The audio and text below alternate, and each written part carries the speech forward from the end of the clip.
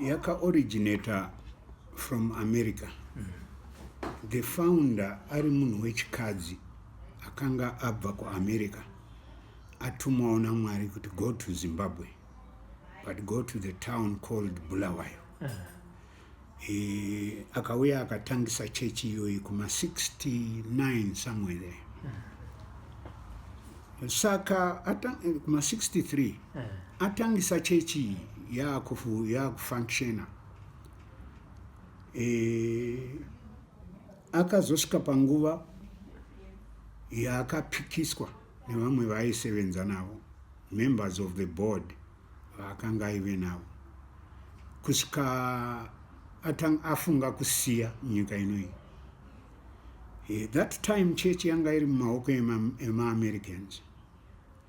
Saka murungu uyu achisiya church achienda kuSouth Africa akanotanga imwe church ikoko. Asiya yemuno muZimbabwe. Isusu kwakuchizopinda muindependence yedu, and the church became nationalized. Ikabuda mumaoko ema-Americans. However, ma-Americans anga aingori ne-influence yokuti vanokwanisa kutivhakachira vachizoona maitiro atinoita basa, but they have no say muchechi yomuZimbabwe. They come only sema-visitors. Saka chechi yakasara iri mumaoko dare guru rinonzi the General Assembly. The General Assembly inobatanidza mapastors vese vari ordained, mapastors vese vari kutungamirira masangano. Ndiro dare zve rine simba rokuvhotera someone into office. However, kubva paGeneral Assembly tinoenda pane inonzi executive board, pozouya inonzi national board. Iwawawa maboards ari maviri ndio anoona nezve day-to-day running of the church. Saka iwawa anenge achitungamirirwa nemunhu watinoti national leader kana kuti superintendent. Now, constitution yedu inoti munhu uyu anofanira kuva a Zimbabwean and anofanira kuvhoterwa nechurch neGeneral Assembly kuti apinde muoffice yaNational Leader. Saka nekuda kwekuti mazuva azvakaitika izvozvo tanga tiri vanhu vanga vasati vanyanya kupinda muma-affairs echurch, tatichiri vadiki. Ndingati vadiki pakutendeuka nekuziva zvese zvechechi. Saka mutungamiriri watinaye at the moment aisevenza kunonzi kuDunlop kuBulawayo. Ndokubva aita zvisina musoro, akaba. Ndokubva asungwa kudaro, akambonyangarika muchechi. Isusu taisaziva, taingofunga kuti mufundisi mheno kwavakaenda. Tikabvunza zvainzi mufundisi vakaenda kumusha. Tikabvunza vamwe zvainzi mufundisi vakaenda kuSouth Africa. Izvo mufundisi vanga vari community service. Now, church yedu, constitution yedu inoti munhu achava munational office haabvumidzwi kunge aine any criminal record. Asi nokuda kwekuti munhu uyu aive nemari kumbe hatingazivi, asi yaanga achinzi kana tanzwa kuti akaba kuDunlop, tinofungira kuti mari yaanga achisevenzesa kuita zvese zvaanga achiita anga achiiwana mukuba imomo, because akamboita ma-phone shops, akaita ma-car sales, akaita zvinhu zvakawanda. But zvese izvozvo pari zvino zvakatsakatika. Saka adzoka ku-community service kuya, anga ari munhu anga aimpozwa nema-Americans, because nguva iyoyo vanga vachineka influence. Now vanga vachida ku-enhancer ma-interests avo. Saka zvaiitika ndezvokuti pakauya ma-missionaries achibva kuAmerica, aivatora ovaendesa kuhotel ogara nawo ikoko achivataurira nhema about what's happening in the church. Ndo patakazotanga kuzivawo, taakupindawo mune mamwe maofisi madiga, ndokuchitanga kuona zvanga zvichiitika muchechi. Saka padaro ma-Americans vaya vanga vari influential, tanga tiine wavanoti Central African Coordinator, kozouya vamwe vari pasi pake ma-missionaries and the like. Vaiti kana vachiuya kuno vanouya vakati wandei, vachiuya kuzoona ma-conferences edu kuti anoshanda sei.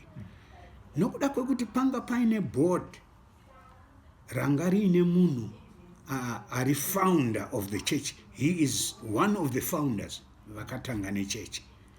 Varungu ava vekuAmerica vanga vasisamudi munhu uyu because anga ane full history of the church. Saka vaida kumuwipa out kuti vaise new blood, vaise vechidiki vasina history of the church. Ndokubva vawirirana nemukomana uyu, ndokubva vamuimposa. He was not elected, akangonzi ndiye ava mukuru wechechi. Vatanga vambotivo ma-ministers, tinoda 2 ministers from each region, toda kuchinja constitution, toda kuamenda constitution.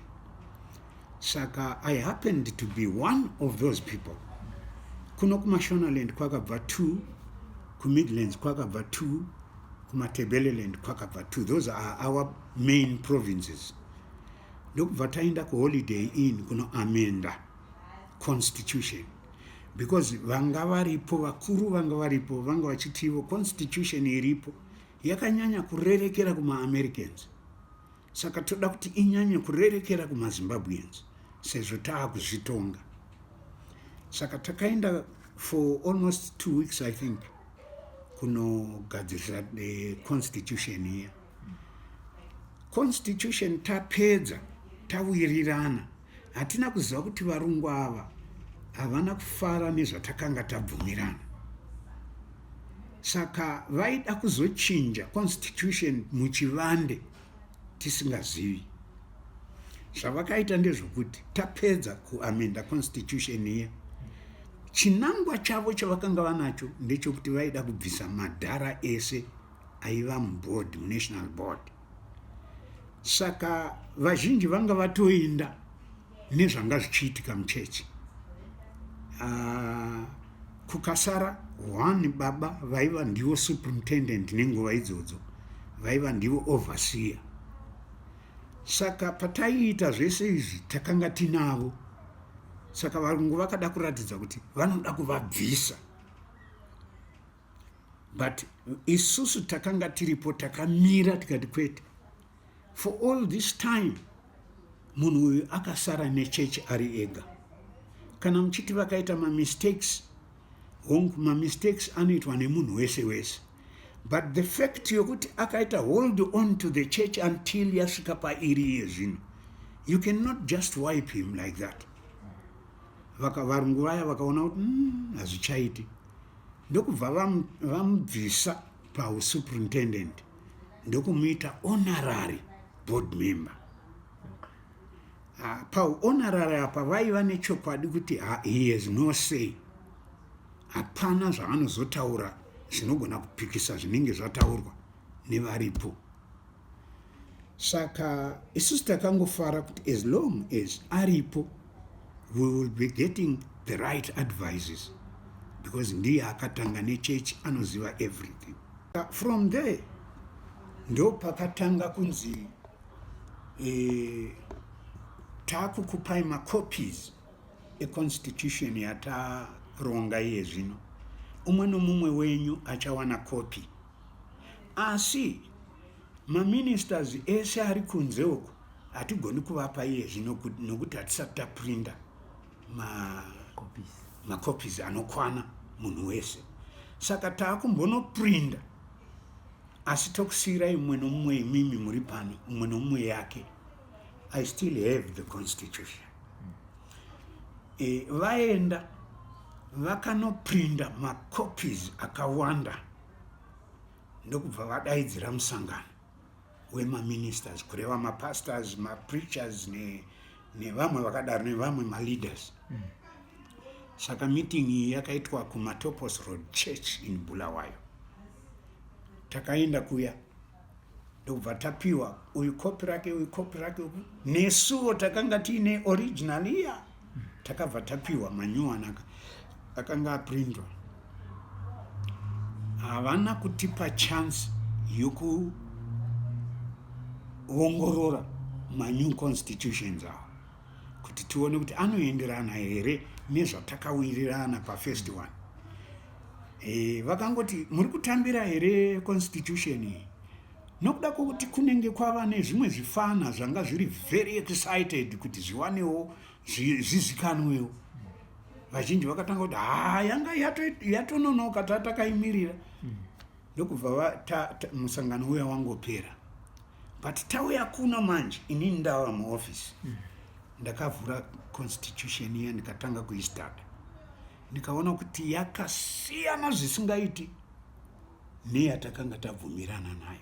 Igore ripi? Ipapa ndofunga kuma 2008 or 11. Okay. Yes. Handichanyatsozivi madates zvakanyanya. Saka from there vanhu vakangotambira maconstitutions aya. Ndokutotambira kwakutotaurira kunzi ava mutungamiriri wedu iye zvino ndinhingi.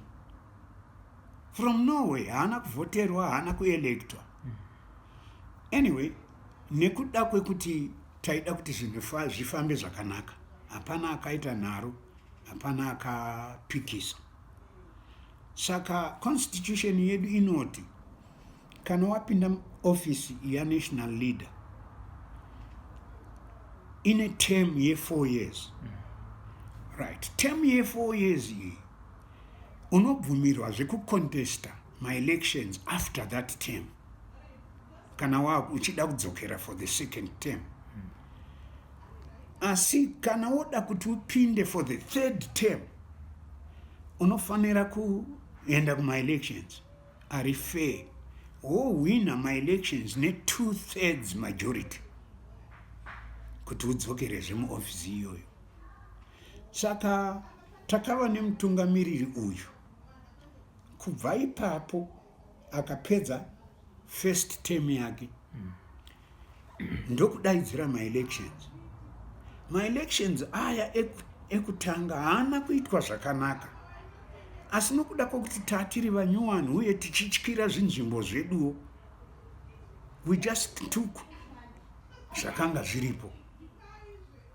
Asi nenguva iyoyo takatangawo kudzidza kuti church yedu inofamba sei, tinoita sei zvinhu. From there akaenda for the second term ye 4 years. Now inini nguva iyoyo anga anditransfer, ndaive instructor kuBible college yedu yekubulawayo. Anga anditransfer kuti ndiuye pano. Kunoku kwanga kuine musindo wanga uchiitika wemapastors emuno muHarare vanga vachida chechi inoi.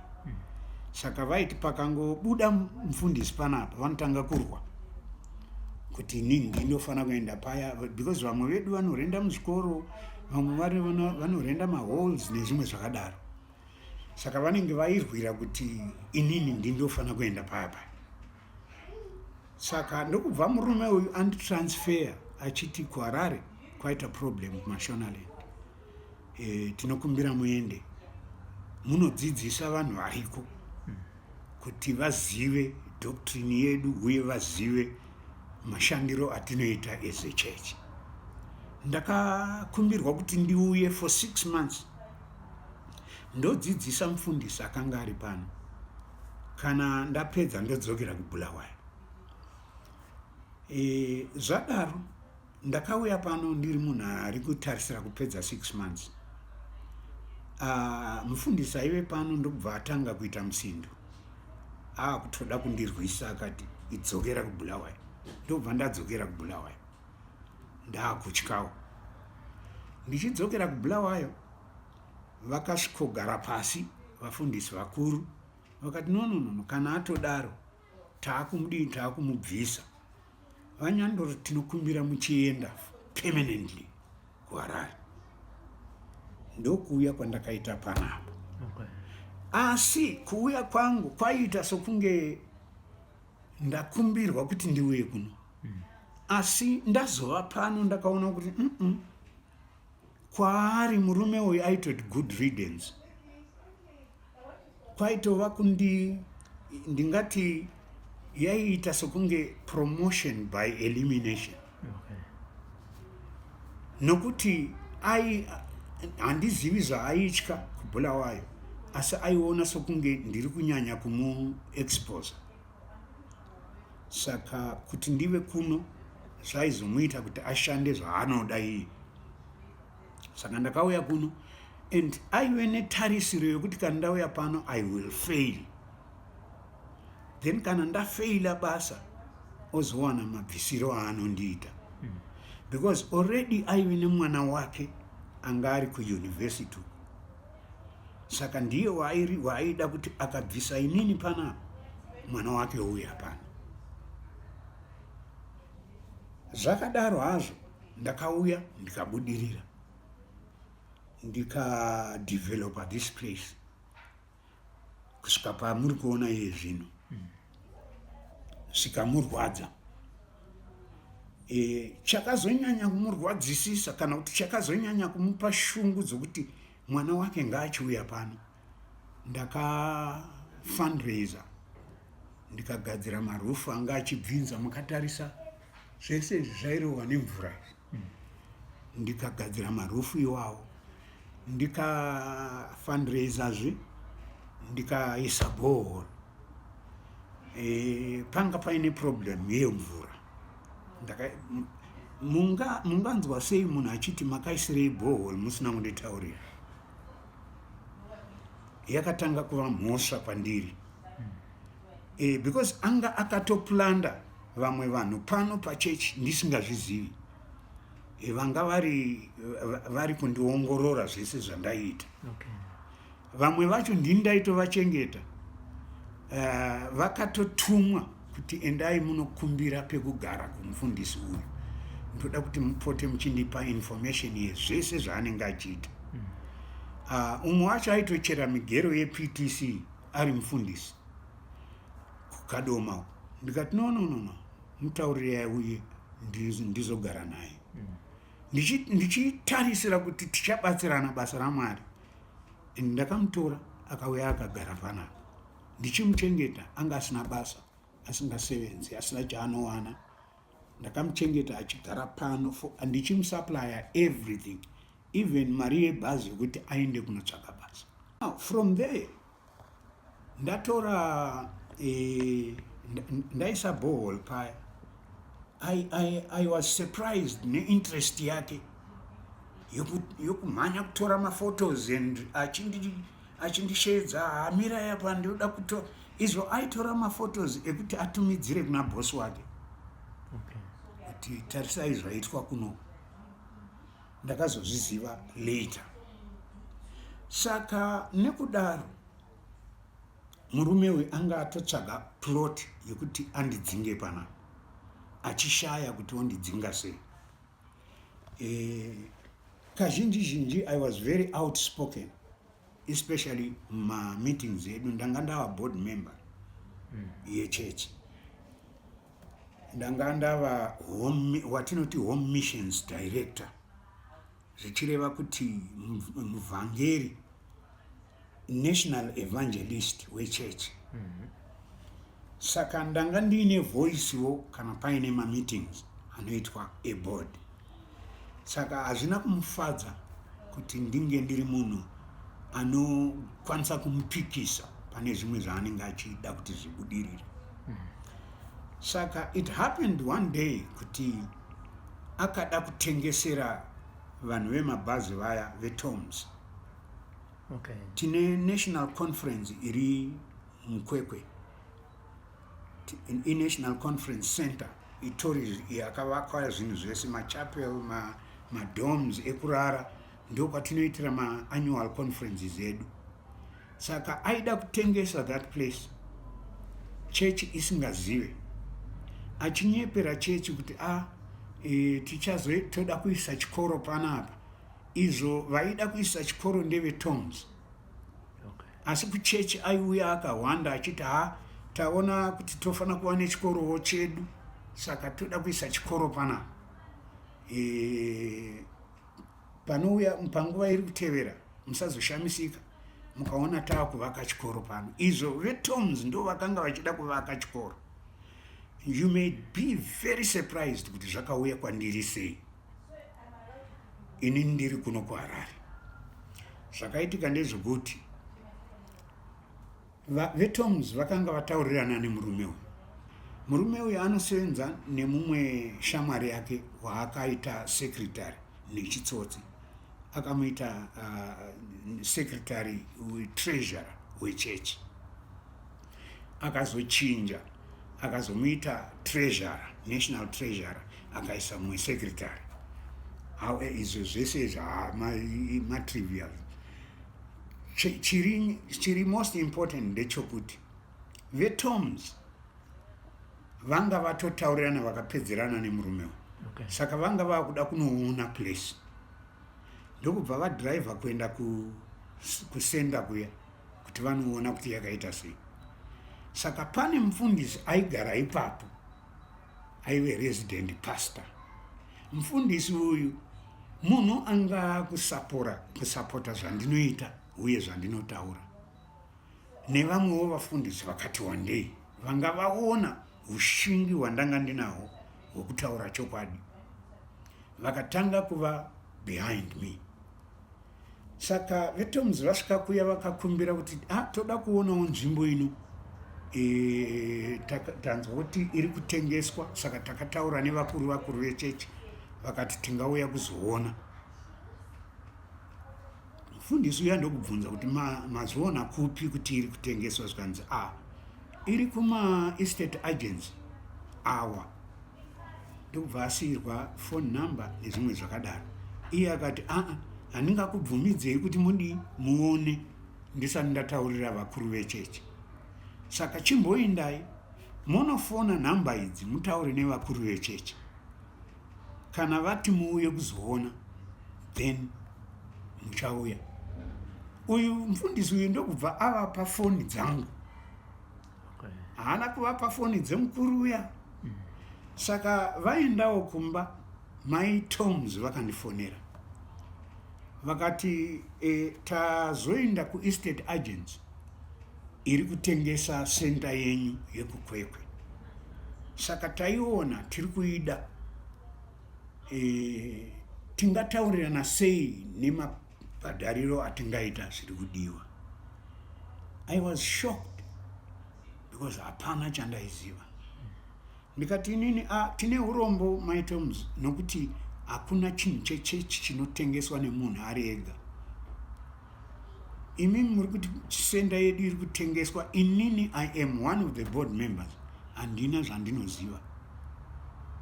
Saka chimbomirai ndimbonotaura nevamwe ndibvunzisise ndinzwe kuti ari kutengesa wacho ndiani.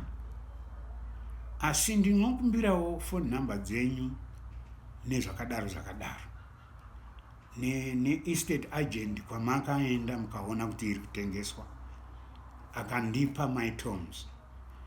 Ndokubva ndaenda kulawyer rangu repanapa, ndikandoritaurira ndo nyaya iripo.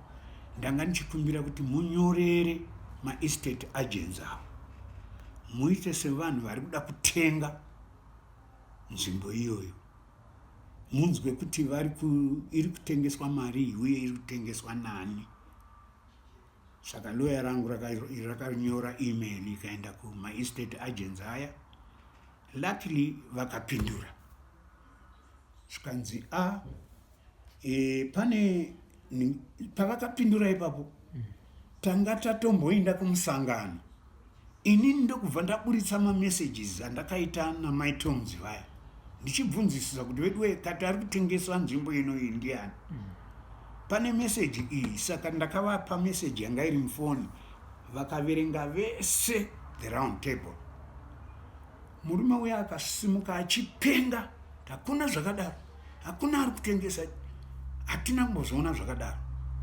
Asi takazviziva kuti ichokwadi ari kutengesa. Nekuti ndaitova nereply yanga yabva kuma estate agents. Ndikati kana muchiramba proof yacho iyi. Ndakanyorera inini kuma estate agents vakandipindura kuti pane chechi yanga ichitengesa conference center yavo iri kuChicago kukwekwe. Saka zvambomiswa mbijana because vari kuti ivo mapastors ese havasi kuwirirana nenyaya iyi. Saka tamboisuspenda until vadzoka kwatiri. Kana vazodzoka kwatiri, we will inform you. Nanhasi ndine hombowo ihoho muofisi mangu. Saka zvadaro murume uyu akatanga kuona kuti uyu munhu tofana kumudzinga. Asi tanga takuchiapproacha ma-elections a third term. Tanga tamuna 2015. Tichiti ma-elections anoitwa muna 2017 February. Saka murume uyu akasarudza kuti we should actually fire this man in any way yatinenge takwanisa nayo. Ngatimubvisei muchechi. Saka akada kundidzinga muchechi. Now, nokuda kwekuti ndakanga ndatozviziva nechekare, I prepared myself ndikatsvaga lawyer rinondibatsira. Saka nyaya yakatanga muna 2015 kuti achindiratidza kuti akundidzinga. Tanga taita futi imwe problem yokuti anga akupromota vanhu vaanoona kuti anokwanisa kuva manipulator. Anga asisapromoti vanhu vari qualified for the job. Anga akutsvaga vanhu vanomusapota because anga akuziva kuti chechi yese yava behind me. And anga ava nechokwadi kuti kana ndikakwikwidza ma-elections ndinohawina. Haana kuziva kuti inini ndanga ndisina basa nekuwina ma-elections, asi ndanga ndine basa nekuti tive nemutungamiriri ane chokwadi uye asina ma-criminal offenses aakaita. Saka chinangwa changu tine founder wandambotaura pekutanga uya ndichiti takamumiririra kumeeting kwatanga taenda tichigadzira constitution. Anga aripo ari kusaidiwo kwangu. Munhu mukuru wokuti he is now round kuma 70-75 years. But nokuda kwokuti ndiye anga ari founder wechechi, nevamwe vese vandinowirirana navo takabvumirana kuti kana tingaenda kuma-elections, this man must retain the office of the superintendent. Iye aifungira kuti inini ndini ndichacontesta kuma-elections. However, aive nevamwe vaitoziva kuti ava vari kufamba naNyandoro, ava vari kuwirirana naNyandoro, ava vakadai. Saka chechi yeMidlands yese kunova ndokune machurches akawanda edu, kubva kuna ana Gokwe kusvika kuna ana Gweru, muzere machurches edu nemapastors. Nemuno muHarare, nekubhinga, nekumaTebeleland South, vanhu vese ivavo vari mumashure mangu. Vari kusapota zvandinotaura uye zvandinopindirana nazvo. Saka vakatanga kuchindinyorera tsamba.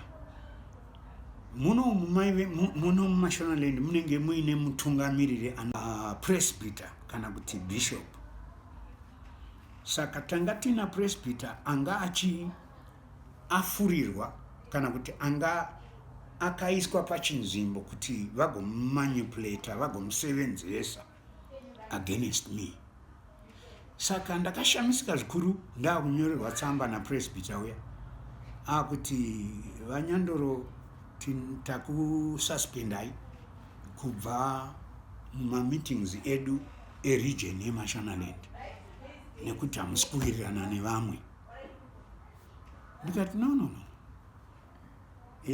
Chikonzero chamapa ichi ndoda kuziva kuti wandisiri kuwirirana naye ndiani. Zvikanzi pana mai mufundisi wekuchitungwiza makakumbira imimi kuti vanofana kubviswa. Ndikati let us go for a hearing. Takaenda kuhearing iya. Mai vaya ndikati vadaidzei kana ndakambotaura navo nenyaya iyoyo, vakaramba. Kusvika ndavadaidza inini mai vaya vakati handina mbotaura zvakadaro. Saka ndakatanga kuziva kuti nhamo yangu yatotanga pano, ndaakurwiswa. Right. From there ndakava very vigilant.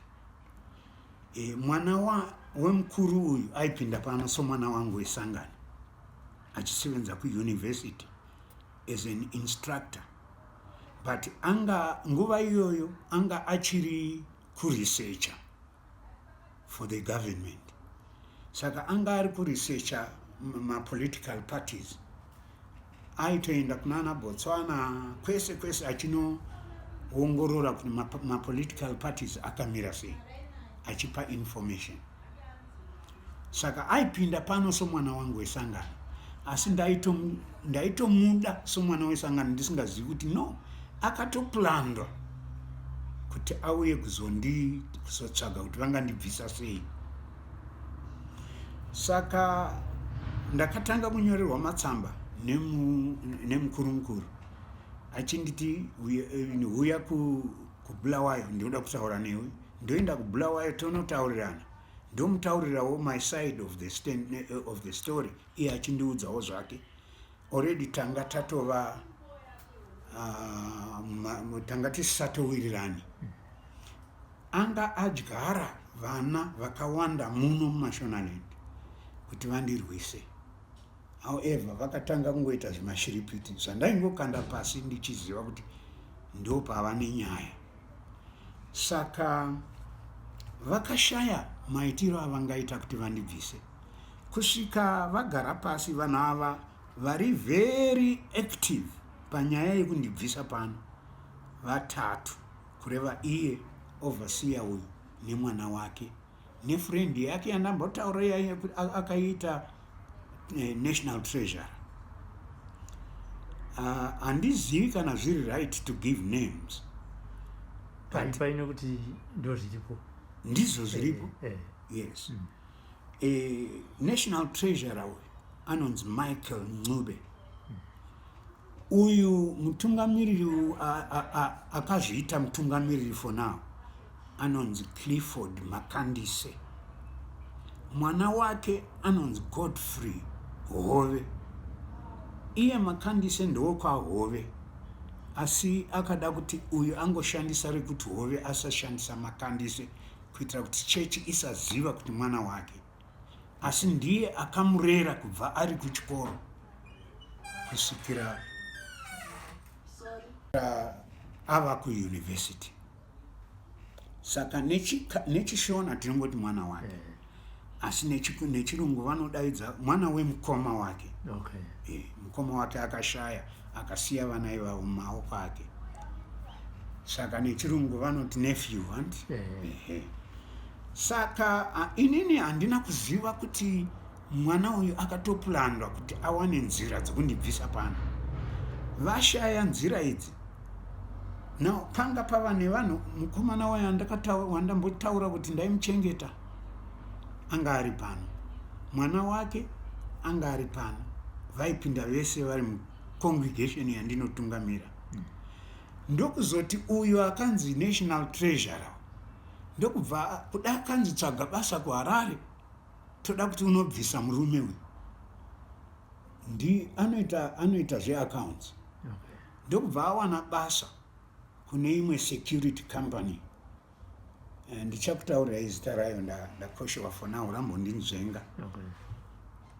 Inonzi Top Guard Security. Saka ndokubva auyawo nemhuri yake ndokupinda panapa. Now tava nevanhu vangani 3 vanga vakupinda mucongregation yangu. Murume uyu treasurer nemhuri yake, mwana uyu nemhuri yake, na iye uyu wandaichengeta pano anga ane vanga vane misunderstanding nemukadzi wake, saka anga ari ega panapa. Vanhu ava nekuda kwekuti mwana wake ndakatobva naye kuBulawayo, ndini ndakamudzidzisa zvetheology. Akauya kuno ari pasi pangu, ndakatofunga kuti ndawanawo mwana achandibatsira pane zvimwe zvinhu. Uyu weaccounts, uyu treasurer, anga atoriwo instructor taitodzidzisa tese kuBulawayo. Saka ndakafara kuti ndatova nevanhu vanokwanisa kundibatsira, because ndatoita Bible college panapa. Handina kuziva kuti Bible college iyo iyaya iri kutorwiswa zvokuti inofana kufa. Mukufamba kwenguva ndobva yakutanga kuzunguzwa nevakomana kusvika yafa. Ndokubva vachitanga kufurira leadership yandanga ndinayo pano. In fact, ministers andanga ndaguruma panapa. Saka vaiti ivo tinoda kubva panapa nokuti mufundisi uyu achabviswa. Toda kubva panapa, tinotanga sangano pachikoro apo panonzi chikoro chiri pa next to church iro chemagirls ichi. Chikanzi tonotanga sangano redu iroro takamirira kuti murume uyu abviswe. Kana akangobviswa kwanzi ndisu tichauya kuzoita church pano. Ndokubva pakutanga kuzungunuswa congregation yangu zvakanyanya, zvekuti vanhu vakatanga kubuda muchechi. Zvabudirira zvavakanga vachironga, vakazobuda panapa vari 8 ministers nemafamilies avo. Chechi yakasara yambogwadama, but hazvina kundikanganisa izvozvo because ndaizviziva kuti zvichaitika. We carried on, tikatanga kuumbiridza zvechechi patsva. Chechi ikatanga kukura zvakare. Ava vanga vatoenda manje, inini ndatomira. Izvo vanga vatoronga strategy yepolitics. Uyu mukomana uyu wekuuniversity wandanga nchitanga ari researcher, vane ukama na Mai Mujuru. Saka vanga vatoronga nana Mai Mujuru. Vana Mai Mujuru munoziva kuti vanga vari opposition. Saka kuti vawane nzvimbo dzokuitira meetings zvaivanetsa, because hakuna aida kuvapa nzvimbo yokuitira meeting. Saka vakaronga nemukomana uyu nababa vake na uyu treasurer kuti no, imimi muri kuti hamuna nzvimbo yokuitira meeting, indai munotsvaga nzvimbo pachechi pedu. Musaenda muchiti muri church, musaenda muchiti muri political party, endai muchiti muri church. Mukangodaro mufundisi anokupai nzvimbo yokuita meeting yenyu. Asi mukaenda muchiti muri political party, hamuiwani nzvimbo iyoyo. Because I am very aware neconstitution yedu inotiti hakuna mufundisi anobvumidzwa kuva active in politics. Tinobvumidzwa kuvota secretly, but nokuda kuti we are pastors of every person. Angava inonzi wakwamujuru, angava MDC, angava party ipi wezanu, angava mwana wesangano, kana achiuya kuchechi mwana wangu. Saka hatifaniri kunge tiine interest in politics. Saka vakatora that vakada kuisevenzesa. Ndokubva vaenda kunokoka, vakati endai munotsvaga nzvimbo yokuitira meeting yenyu pachechi pedu. Mufundisi izvozvi aripo. Mukasvika varipo, motokurumidza, because mufundisi vari kuenda kuconference musi weSaturday. Tanga takanangana neYouth conference. youth conference iyi, mwana wa superintendent uyu wanga achipinda pano ndiye anga ari youth leader, national youth leader. Zvinoreva kuti kwatanga tichienda kunational conference kuye youth, ndiye anga achifanira kunotanga kuivhura sezvo anga ari youth president. Saka aifanira kuenda iye neFriday, because conference yaitanga neFriday. Inini ndaizotevera zvangu neSaturday makusensen, ndosvikako pasina chamboitwa, because conference inenge yatanga neFriday, but inenge yangotanga ne1 service. Saka ndo magariro andaiita mazuva ese kana chienda kumaconferences, taienda Saturday morning. Asi pane iyo iye yakazokumbirwa nana mujuri, ameno chakangondiita kuti ndiende neFriday. Ndakangoronga kuti this time ndoda kunorarira ikoko, because ndanisingaendi nemhuri, ndaienda ndega, mudzimai ane mhuri vaisara. Saka ndakasimuka neFriday kuma 11ish ndobva ndaenda. Saka ava vangatotuma munhu kuti endai Maskati, mufundisi anenge aripo, munotsvaga nzvimbo. Vaida kuita meeting yavo neSaturday Maskati. Ndokubva ndatoenda kudaro, vadzimai ndo vakavatambira vanhu vachitsvaga nzvimbo, vakavapa, vakati tinonzi tiri Church of Africa. Ndokutaura kwavakaita vachisvika pano, vakati tinoda kuita semina yemapastors edu. Semina iyi toda kuiita from 9 o'clock zvichienda mberi. Apa vanga vatotaurirana nemukomana uyu kuti iwe uchirega kuenda kukwekwe iye zvino. Kwandiri inini sapasta wake akanga auya achiti, mufundisi, sezvo muchiziva ndakaita accident paya. Akanga amboita accident, ainda nevana, ndokubva aita accident because akadriver asina license. Inini ndaisazviziva, ndaifunga kuti munhu ane license. Saka pane imwe conference akakumbira kutakura vana veyouth, ndokubva aita accident, akakuvara zvakaipisisa. Vana vechechi vakakuvara. Iyo tomboisendeka, tichadzoka kwairi. Saka ndokubva auya kwandiri, mota yakaita right off. Ndokubva auya kwandiri akati, mufundisi, ningi munoiti insurance yakandidaidza kuti indipe mari yangu yokunotenga imwe mota.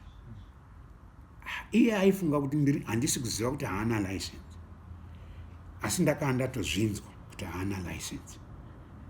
But chakandishamisa ndechekuti insurance ipi yakamupa mari yokuti atenge imwe mota. Saka akati tomboisendeka futi tichadzoka kwairi. Akati kwandiri, mufundisi, iye zvino handisi kuenda conference straight, ndiri kumbotanga ndapfuurira ndoenda kuBotswana ndonotora mota yangu nyuwani, ndozodzoka conference, ndichadzoka maybe neSunday tozouya tichisangana conference. Izvo aizviziva kuti achanga akamirira maphotos ari kuitwa panapa. Saka haizokwanisa kuuya kupi kukwekwe. Ndokubva amirira maphotos achishutwa umu econference meeting yaiitwa. Saka pameeting iya vadzimai vangu vakaona vana Didmus Mutasa vachipinda umu. Akati, vana Mutasa vakupinda chechi kupi? Ndobva agara mudzimai wangu akatotaura vanhu vakati wandei vaakaziva kuti ava vana ava vaive mupolitics. Ndokubva azoti gare ndokuona mai mujuru achisvika. Ndokubva adaidza mumwe wavo akati, koime, kwandiri mati muri Church of Africa, ko ava mai vari kupinda vari kuvinga nezvei? Chikanzi, ko hamuzivi kuti mai mujuru ndivo bishop wedu? mai vakangoti amen, ndichatozonzwa mufundisi kana vadzoka. Mukomana uya ndokubva amirira mafotos, ndokubva ashutwa, ndokubva apiwa mafotos, ndokuenda nawo kunopa baba vake. Akasvika neSaturday kuma 4:04. Saka ndikati inini ko handiti wakati uri kusvika neSunday, ko wauya iye zvinhu zvaita sei? Zvikanzi ndine urombo mufundisi, ndakazongoita kamwe kabasa muHarare kanditorera time, handina kuzoenda kuBotswana. Saka ndazongotsvaga lift yokuti ndiuye kuno. Izvo apiwa lift nevaya vakomana vaya vekwamujuru, shamwari dzake, ndo vakamudhiraivha kuti vamuendese kukwekwe. Zvakaitika ndezvokuti vaakupedza meeting yavo panapa, havana kukolekta risiti yavo yavanga vakudaro. Akati ndangoita kamwe kabusiness kandinetsa kuHarare, saka handina kuzokwanisa kuenda kuBotswana, ndotozozviona maybe next week. Ininiwo nekusaziva zvanga zvichiitika ndikati zvakanaka. Saka chitoenda mberi neconference, ndokubva taenda mberi. Conference ndokubva yapera zvakanaka, ndokubva tauya kuno. Tava kuno kwakava Monday, Chipiri, Chitatu, same week iyoyo tanga tiine service, tanga tiine midweek service anoitwa neWednesday. Saka ndaitova muservice ndichitoparidza, ndikaona delegation iri kupinda yaoverseer uyu na treasurer uyu nevamwe vemaboard members, ndoona vari kupinda muservice muya. Havana kundiudza kuti vachasvika pano. Saka ndakaparidza ndikapedza, ndokubva ndasiyirawo MC kuti achipedzisa, ndobva ndauya navo muno ndichivabvunza kuti ko chii chiri kuitika. Zvikanzi mufundisi, tatouya panapa, tatouya kuzokudzingai. Kana mauya kuzondidzinga kuti zvaita sei? Zvikanzi sezvamunongozivawo constitution yedu haibvumiri mapoliticians. Tazodiscover kuti you are a politician. Kana mazvidiscover kupi? Zvikanzi tazvidiscover zvamakaita neSaturday, makadaidzira musangano wamujuru panapa. Ndikati muri kuti here Saturday ndanga ndisiriko kuconference? Zvikanzi mamuriko asi makasiya maorganizer. Ndikati zvino azokutaurirai izvozvo ndiani? Zvikanzi tatonetswa stereki nemaCIO, zvokutoti izvozvi maCIO vari kutoti kana musina kubvisa mufundisi wetovhara chechi. Ndikati maCIO iwawo maCIO akapusa zvokusvika papi, vangamhanya kuzotsvaga imimi kuBulawayo vachisiya inini ndiri pano paitika nyaya yacho. Ndipeiwo phone number dzavo ndivafonere nditaure navo. Zvikanzi hazvitomboiti, mungatipinza munataisireva. Vanhu asamuzivi here nezvemaCIO. Ndikati imimi vana vadiki vakadai, maakunditaurira nezveCIO nhasi inini. Ndipei phone dzavo nditaure navo. Zvikanzi hazvitomboiti, imimi chitongoteererai zvatataura. Ndobva ndati inini zvamataura handisi kuzviteerera.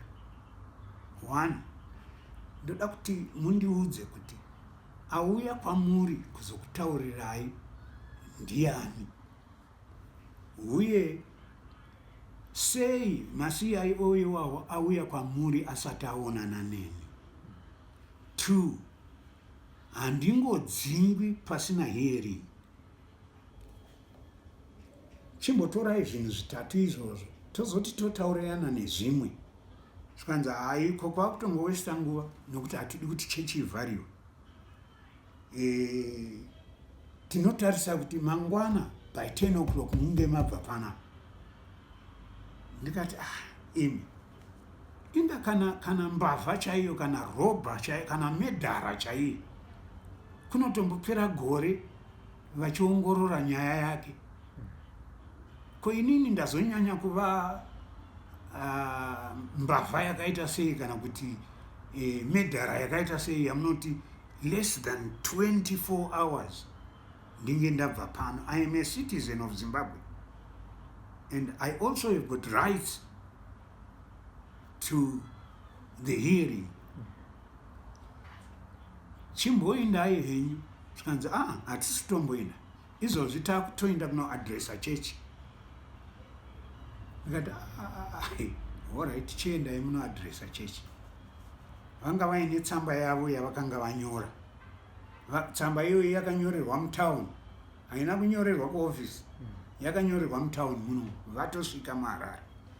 Saka umwe mufundisi wavanga vanaye, another board member, paakangotaura izvi akabva ati mufundisi handizvo zvatauya tichibvumirana izvi.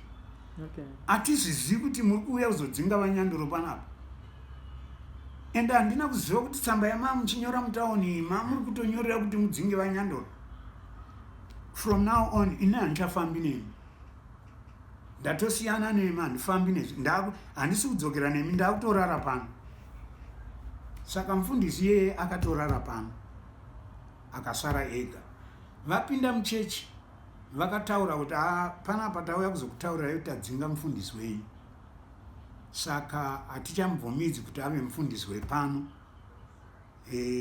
Zvichaitika ndezvokuti tichaunza mumwe mufundisi ndiye achakutungamirirai. Uyu mufundisi hatichamubvumiri kugara pano kusvika mangwana tenge na 10 o'clock tenge tida kuwana aenda nemhuri yake yese. Nokuti ndinotogara pano inini nevana vangu. Saka ndikati vakomana, inini ndine 12 years ndiri panapa. Zvinhu zvandaaccumulata ndiri pano ndingakwanisa kuzvibvisa here in less than 24 hours. Ndizvibvise pano kana ndimiwo. Church yakatanga kupenga, ikatanga kuita noise rumu, ikatanga kuda kubata mufundisi kuti rovai. Mufundisi akatiza akauya muno akavhura dhoo akabuda nekuku. Akanyatsotaurirwa nechechi, tikakuonai pano futi umwe anosiya gumbo rake pano. Ndokuenda kwavakaita. Saka inini ndakafonerawo lawyer, rikati hakuna zvakadaro, hakuna nyaya yakadaro. Ndine mapepa ese from that hour kusvika iye zvino. Saka vakazama kuidza zvavakaedza kuti ndibve pano zvichikona, because lawyer rangu raiti ayo hakuna nyaya yakadaro. Hakuna munhu wemuZimbabwe anodzingwa in less than 24 hours. Kana Jesu chaiye haana kumbonzi angosungwa pasina hearing. Ndo tsamba yavakatanga kunyorerwa nelawyer rangu.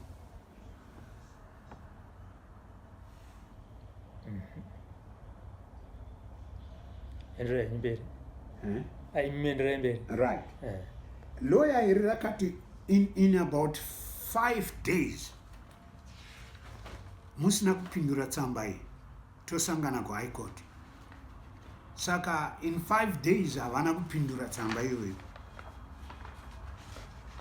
kusvika lawyer rafaila kuHigh Court.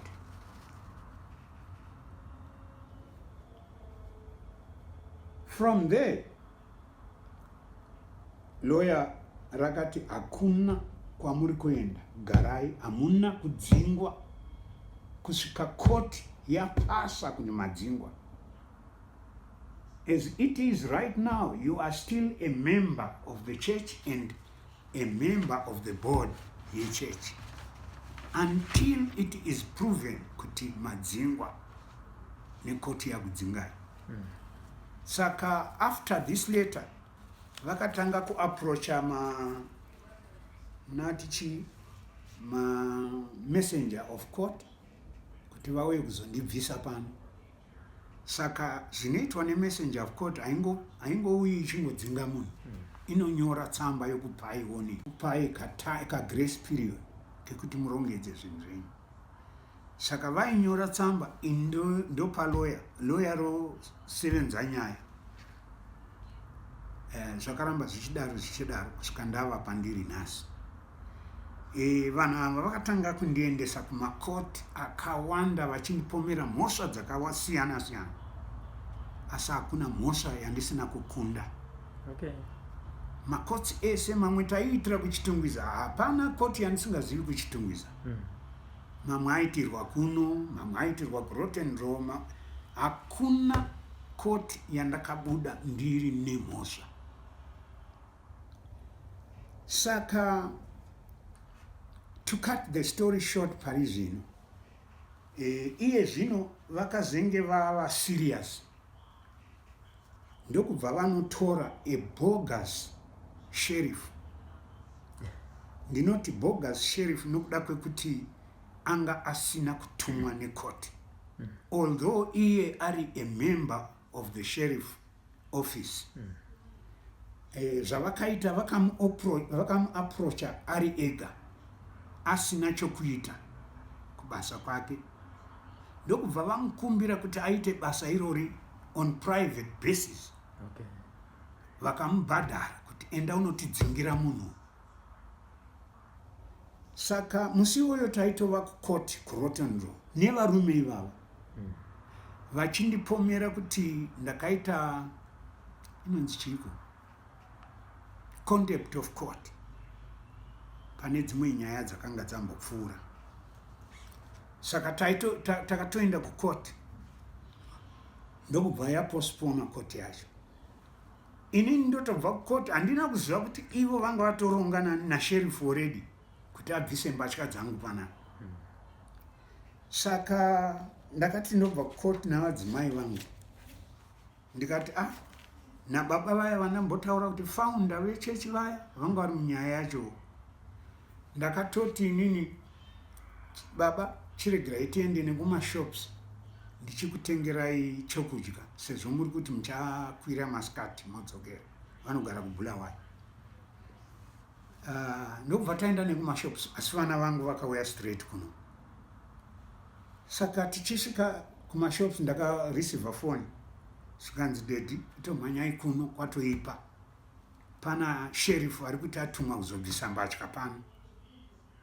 Asi tamukumbira tsamba dzinobva kukoti haana, angotiratidza kaidentity kake kekuti anosevenza kuoffice kwasheriff.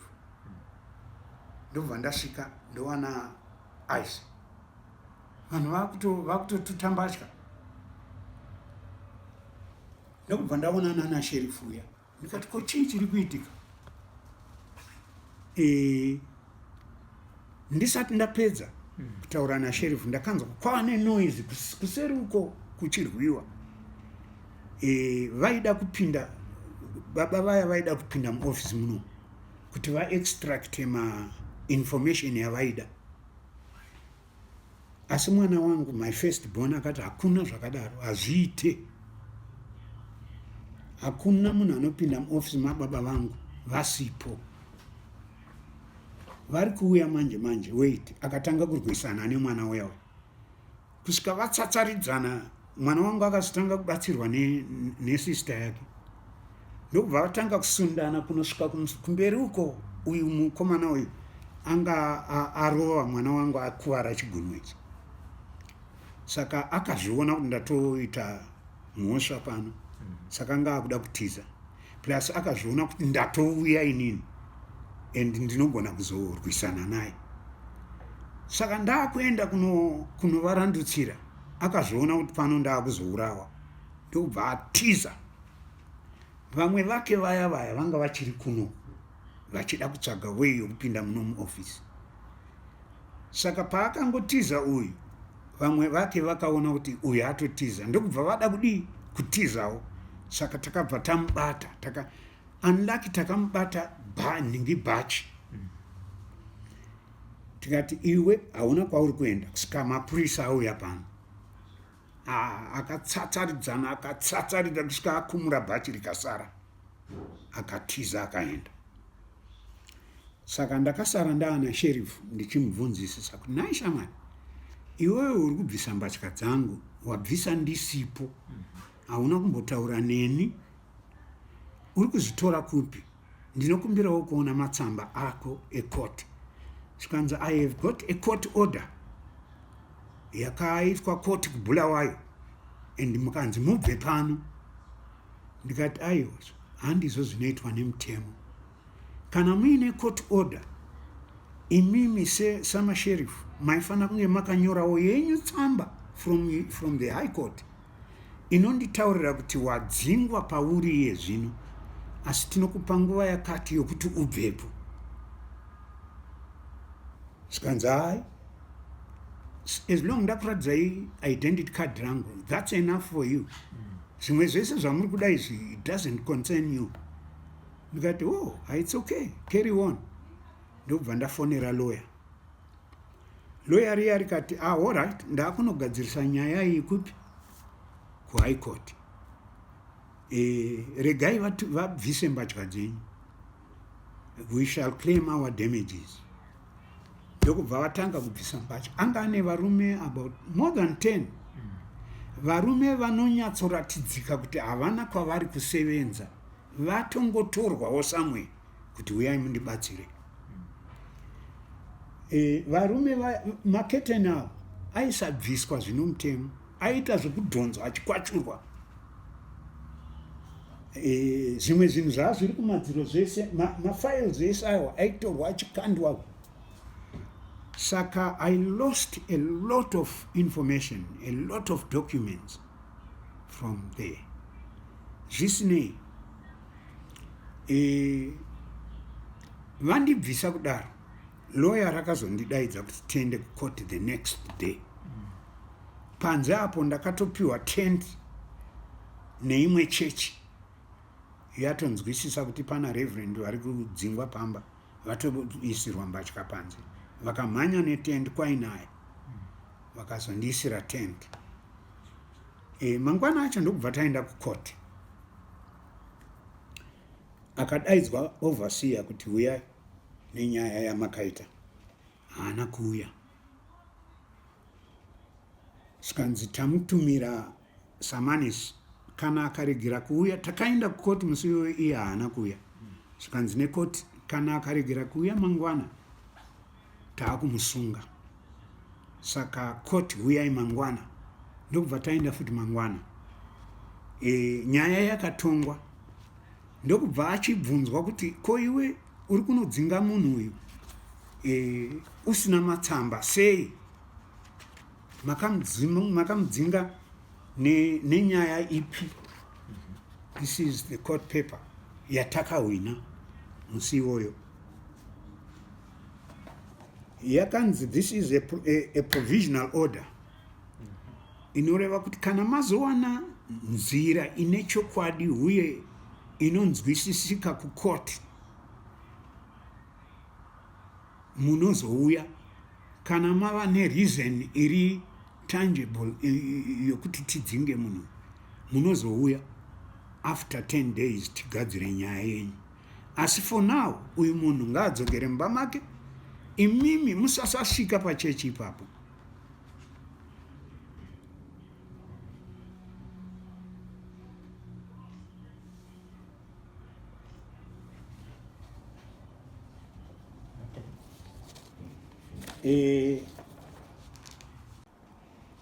Zvakaita kuti ndive pano parizvino, asi pane mamwe macourts ari pending. Iyoyo yavari kuti ndakaita contempt of court, dzava mbiri. Yekutanga neiyi yavakanga vandibvisa iyi, ndakazosara ndichiisa mbatya. Lawyer randitaurira kuti tatoendesa nyaya kucourt. Saka don't worry. Inini manje nekureasonawo kuona kuti munhu uyu haana kutumwa necourt. He is bogus.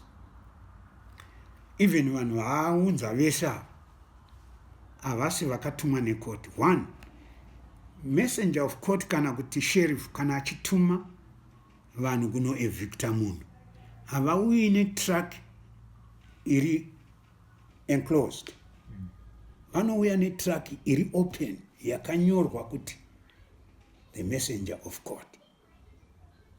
Ivo vakauya nezimagumedhi, munoziva rori riya rakavharika, ndo ravaituta vachinoisa mbatya imomo, rakamira apa roinda rono offloada panze. Saka what was happening ndezvokuti vari kututa mbatya dziya vaituta vakawanda, asi wese aiwana chaanoda. Vaiti kana vaisa muzirori riya kana vava panze hazvicha offloadwi zviya zvavanenge vachida. Vo offloada zviya zvavasina kuita hanya nazvo zvakaita fanga masofa, zvinhu zvihombe hombe izvi. Asi zvimwe zvakaita kunge mawachi nezvimwe zvimichina zvaingonyangarika, zvaisa offload. That time ndofunga ndaiita kabusiness kekunohodha fish kukariba, ndichitengesa. Firiji yangu yanga yakazara kuti pam nefish. Ndikamukumbira mukomana wayo kuti shama, ndokumbira kuti firiji yangu musaibvisa at the moment, ndimbotsvaga kwandingaiisa because hove dzese dzingaora. Kanzi, that's not my business. Akabvisa firiji iya ndisina kokuendesa, ikagara panze apo kusvika hove dzese dzaora. Zvakawanda zvatingataura zvakasiyana, but at the moment nyaya iripo ndeyekuti ndoda kuti muzive kuti chii chakazoitika apo andidzinga. Akachitanga nokuti tata towards my elections, akachitanga manje kudzinga wese mufundisi aiwirirana neni, akatanga kuvadzinga 1-1 achiitira kuti patinonosvika kuma elections kunenge kusisina munhu ane ruzivo nezviri kuitika muchechi, ane ruzivo neconstitution yechechi. Saka akatanga adzinga ini, akazodzinga wandanga nchiti founder uya anga ari pastor wechechi yokulubhengula kubulawayo, akatotuma vanhu kunoivhara, nanhasi yakavhara. Akazoisa mutezvara vake kuti vaende kunotanga chechi ipapo. Mukanyatsotarisa kaitiro kacho kese ndekekuti anga achida kuvaka empire yake, because kana tichibva kuBible college anga ari administrator ndo wake, anga ari mudzimai wake anga achiita administration yechechi, nemumwe mwana wake wekuchechi anofungidzirwa kuti igirlfriend yake. Hatina hedu umbowo hwacho, asi anofungidzirwa. Ndo vanga vari muoffice yeBible college nechurch iri papo paNational college. Adzinga vafundisi vese akatanga kutindisa kukoti, takawanda sezvoziya. Midlands yese mafundisi vese vakadzingwa, kukasara 1 anova ndiye waakazoita secretary. Tadzingwa kudaro takafoma, ndisu vanhu vanga vari mamembers eGeneral Assembly, ndisu vanhu vaifanira kunomuvhotera into office. Saka aida kuti clear tese nokuti taizoramba kumuvhotera. Saka musi wema-elections wanga uri musi wa17 February 2017, anga atodzinga vamwe vese, haana kufungira kuti vachauya kuma-elections. Saka takaenda tese kuma-elections. Iye anga atoronga nevamwewo vasiri eligible kuenda kuvhota, vanga vari mamembers echechiwo nevamwewo vasingazikani. Vamwe vakatoita kupiwa bus fare kubva kubhinga kuti vazoatenda that ningi. Saka chakatinetsa ndechekuti tichisvika paivhoterwa takaona paine mapurisa ZRP yanga ine list yevanhu kunzi ningi anopinda, ningi haapindi, ningi anopinda, ningi haapindi. Saka vai-officiate ma-elections avo ma-missionaries asiri emuno futi muZimbabwe. Ma-missionaries asina matsamba ekusevenza muno muZimbabwe.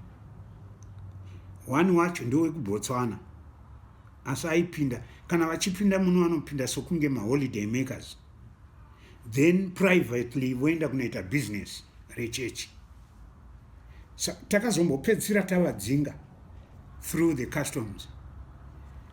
Umwe wacho aive ndi superintendent wokuzambia, murungu.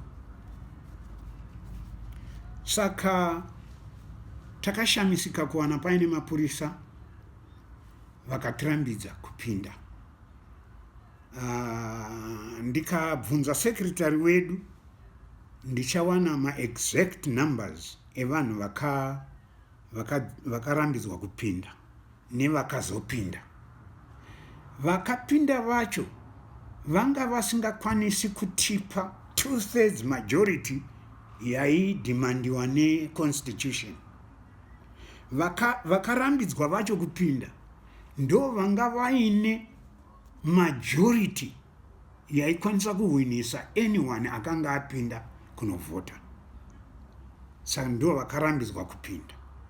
Kubva musi iyoyo takatanga kuva on opposite sides. Tikatanga kuumbawo yedu national board inova ndiyo iriko at the moment kuside kwangu, although tese tiri from the same church. Vamwe vangu ava kunyanya veMidlands vanga vachirenda maclasses, vanga vachirenda mahall, vanga vachirenda zvimwe zvakadaro, vanga vachisevenzesa zita rokuti United Pentecostal Church. Vakaindiswa kucourt kuti vasasevenzesa zita iroro. Inini koti iyoyo havana kundiendesa as one of the respondents, nekuti vaitya kuti lawyer randanga ndinaro kunoku was very powerful. Saka vakatya kuti havangabudiriri. Ivo vanga vaine lawyer ravo rekubulawayo. Ameno zvakaitika ipo paya. I think ndine court order yacho somewhere. Ndichaitsvaga kana tambopedza kutaura zvatiri kutaura. Court order iyi akanowina iye, asi inini zita rangu ranga risipo. Vawina kudaro ndo court order yavari kusevenzesa yaiveyo kuti ava vese vamwe vakaenda kukoti vasasevenzesa zita rekuti UPC. Haisi yokuti yakanga iri yokumubvisa kuti uyu haachabvumidzwa kuva leader, nokuti haana kutaura izvozvo kukoti. Munoona kungwara kwanga akaita. Saka aitya kuti lawyer rangu inini raiziva every information. Saka raizoti rikasvika kukoti kuya raitanga kuzotaura everything. Haana kuda kutaura kuti tiri kukwikwidzana nenyaya yekuti temu yangu yakapera. Akati ndakavadzinga asi vari kuramba vachida kuuya kuchechi. Saka havakwanisi kundivhotera, havakwanisi kuuya kuzovhota. Right. Inini ndasara kuno kozobuda document inobva kukoti. Koti iri kuti varambidzwa kusenzesa zita rokuti UPC vese havachisiri members eUPC nokuti vanowirirana naNyandoro. Saka ndokubva yatumwa kwandiri court order iyaya. Ndotarisa court order iya iri kuuya netsamba iri kunditaurira kuti neni handifaniri kunge ndiri member yechechi nokuti ndakadzingwa kare. Plus court yokubulawayo i-court order iri kunditaurira kuti handifaniri kugara panapa, nokuti pano ichechi yakavakwa isina nzvimbo yokugara yamufundisi. Saka ndakavabvunza inini kuti makandiregera ndichigara pano for 12 and more years muchizviziva kuti hapana nzvimbo yokugara. Nhasi ndopamava kuti hapana nzvimbo yokugara ndofanira kubva. Why? 12 years dzese idzi maiti ndiri kugara kupi? Amaiuya pano here muchiwana ndiri pano? Do you want me to claim the damages yokuti makandiunza kuno mukasandipa nzvimbo yokugara? Zvikanzi saka uri pa court order iri kubva kuBulawayo iri kuti unofanira kubva. Ndotarisa court order iya, respondents ari pa court order iya vanhu 3 and inini I'm not there. Saka contempt of court yokutanga yandanga ndichitaura iya inonzi ndakaramba kubva pano ndichinzi necourt ndibve. Contempt of court yechipiri ndeyekuti ndakaburitswa pano nasherifu ndikasara ndikapinda mumba ndisina kunzi necourt ndipinde. Saka zvadaro ndakataurira munhu akauya netsamba vakanohaya kamwe kamusikana kuti kandivigire tsamba inondidzinga kuti koti yakaitwa kuBulawayo vana makandise vakahwina, saka inini handifaniri kuonekwa ndiri panapa. Ndikati aiwa, ndikataurira musikana waya ndikati aiwa, tarisa, inini ndinonzi Anthony Unganai Nyandoro. Nditarisirewo pa court order yaunayo kuti ine zita rangu here. Akatarisa akaona kuti no, marespondents aripo hapana zita rangu. Saka ndikati court order yaunayo it doesn't bind me. Nyangwe tikaenda kuma courts api aunoda.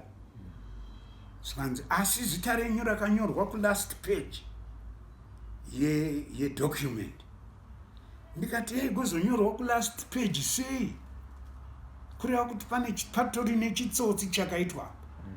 Because hazvina kutaurwa mukoti zvezita rangu, asi zvakazotaurwa pakanga paakuprintwa this document. Saka ndinoona paine kanyaya kanoda kutotaurwa. Right. Tabvapo vaya vanga vachizoenda muzvikoro vaona kuti tinganetsana tinopedzisira taendeswa kune imwe koti kana tikaramba tichisenzesa zita rekuti UPC. Saka for now ngatimbosanai takamira sezvo nyaya isati yapera tichisevenzesa rimwe zita. Ndokubva vadaidza musangano, ndokubva taungana tese kuti tinofunga zita ratingasevenzesa.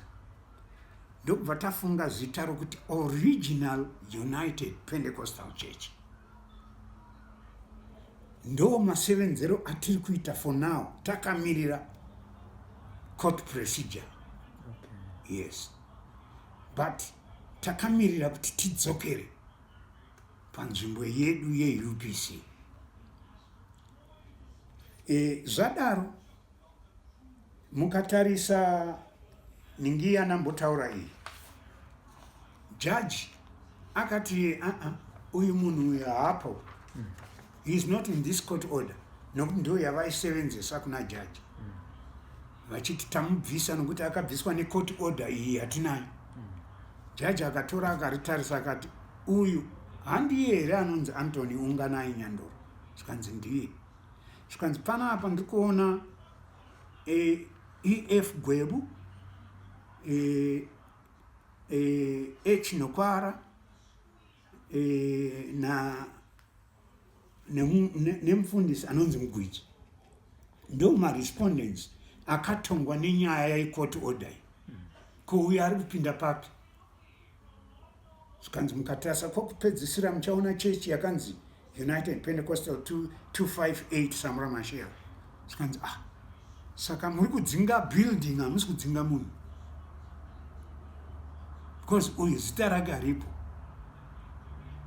ndozvakaita kuti ndihwine kesi iyi.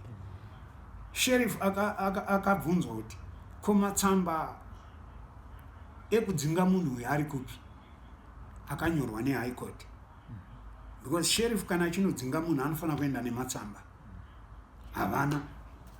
Saka tinoda kuti titonge nyaya yeyi pano, madzinga munhu uyu zvisiri pamutemo, ngaadzokere kusvika mazowana the best reason yokuti court ingaconsider chimboendai. Nanhasi hapana reason yavakawana. Saka vaona kuti zvinhu zvinenge zvashata. Uyu treasurer uyu vakafunga futi another way round, ndokubva vati ngatiendei tinomumhangarira kuti akaita fraud yechechi. Nanhasi haisati yatopinda mukoti. Kwavakaenda amenoka zvakaitika ikoko kuda vana vanosenzesa mari zvakanyanya, zvekuti handishamisiki kuti zvatiri kurekodha iye zvino hapana chinozobuda kana shoko 1 nokunge mapiwawo mari. Majournalists akawanda akabva pano.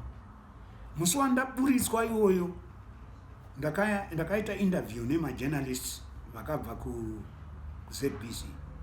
Ndiri panze apo ndikavataurira everything. Vakanofonera murume uyu akavapa mari, hapana kana 1 wandakazombowana achiti bufu, hapana chakabuda. Ndikafonera vaRuben Barwe vanova ndo vakanga vandipa tip kuti endai munofonera kuZBC vanokupai vanhu. Ndichavafonera ini ndotaura kuti nhingi nanhingi ngavaende kusini iri muna Samura Machel. Saka zvadaro inini handina kukwikwidzana nazvo. Ndakati ndakazofonera vaRuben Barwe zvakare ndikati vanhu venyu vakauya vakaita interview panasa hapana chakaitika, zvikanzi fonerai mukuru wevanhu vemajournalists avo muvataurire zvakaitika. Handina kuvafonera, ndakati no ways, ndichambomira ndione kuri kuenda nyaya. Nyaya iyi inonyanya kuzokora kana zvaakuonekwa kuti pane chakaitika kumajournalists avo. Kana taakuzoripota pamberi apa mhosva yapariwa already, panozova neumbowo. Saka ndakaregera. Saka izvozvi inini ndaona kuti ndopamira nyaya apa. Ndakachienda inini ndikanodaidza musangano nevamwe vangu. Ndikati vedue todi, because still nyaya yatiri kunetsana nayo haisati yapinda mukoti. Nyaya yokuti munhu uyu temu yake yakapera ndo chokwadi chokutanga. Temu yake yakapera haisati yapinda mukoti. Varume vaya vakati mufundisi, sezvo muri mumasara muri muUPC, tinokumbira kuti imimi muchiva pamberi pedu tiende tinofaila court procedure, titaure nyaya yedu yese izoenda kukoti takanangana nemunhu. Saka ndakaita saizvozvo, ndikanoaplya ndikafaila court inova ine mapepa andinawo yezvino atiri kutarisira kuti court iyoyo ichafanira kupinda yonotongwa. Zvatinoziva kuti kana kuri kutongwa kuri pachena uye kusina chitsotsi, tinowina.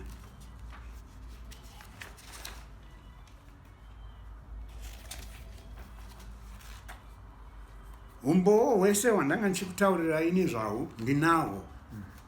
Saka hapana chinondinetsa kana paakudiwa umbowo ihwohwo tinohuburisa. Faili yese yakazara.